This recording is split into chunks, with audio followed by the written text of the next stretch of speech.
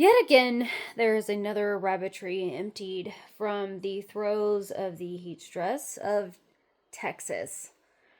Oh my God, this hits so hard because I hate it when I see this shit popping up on my algorithm.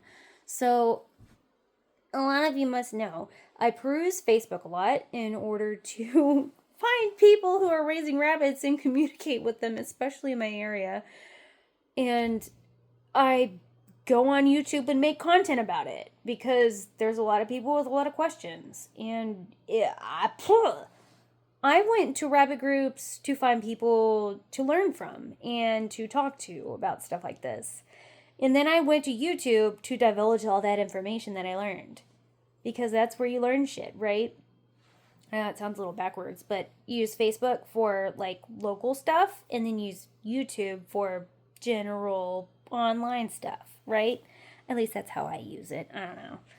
But anyway, I was just like on my Facebook and I seen another one.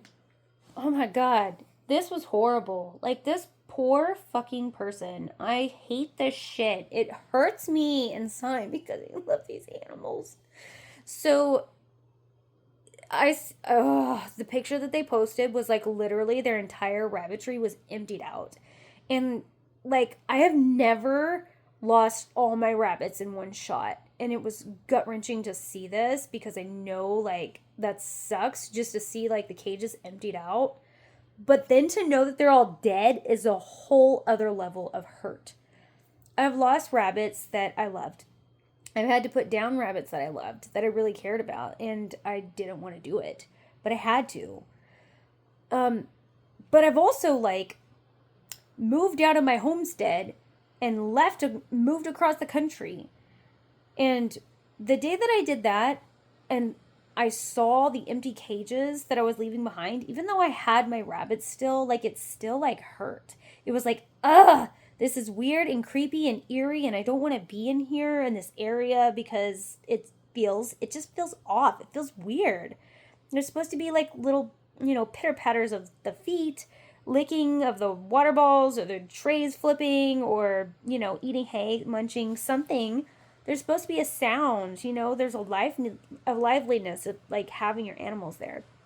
And when you walk in one day and they're just not there, it's just very weird. And so I saw this picture of this person's rabbitry and it was completely empty. And I was like, oh my God, I can't imagine walking out there and seeing them just drop like flies in your entire rabbitry that you've worked on for years. Every single one of your breeders, your babies, everything, everyone dies in one day because it was too hot. Now I made a video about this and if I can link it, I will, or maybe down in the comments, I'll link it there. But I did make a video about heat stress in rabbits and how you can maybe help them if you're trying to, manage it. And you just can't get them to like, you can't prevent it. Sometimes it's like a lost cause. The only thing that you can do really is just bring them inside. And when you have as many rabbits as I do, that's not really ideal because I have like a lot of rabbits, dozens of them. But like it really hits home for me because I feel for this person and I literally like reached out and was like, do you like need me to fill your rabbitry up because I could use the space and I really like hurt for you right now because I know how that feels to have your rabbitry emptied. But for me, I didn't lose mine. I just moved them. But it's still really awkward and weird. I couldn't imagine losing every single one of my rabbits. Like that would have really, really fucking hurt. So, I don't know. I wanted to say something about this because it was like weighing on my little bitty baby heart. And I just feel so bad. I feel so bad for these people. And they're not even that far from me. So, like, it sucks that they're going through this because I know my climate is like just a hair different than theirs. They're kind of more on a little bit of the desert side of Dallas. And I'm on the, Pine Woods side of Dallas.